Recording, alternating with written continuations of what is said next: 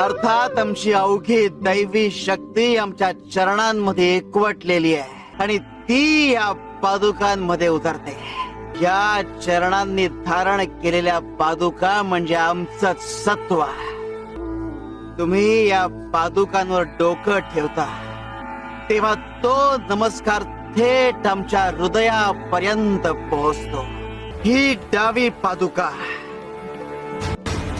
ही शिवस्वरूप आणि ही उजवी पादुका शक्ती स्वरूप. उजव्या पादुकेतली मारक शक्ती अवगुणांचा, वाईट प्रवृत्तीचा नाश करते आणि डाव्या पादुकेतली तारक शक्ती भक्तांचा उद्धार करते.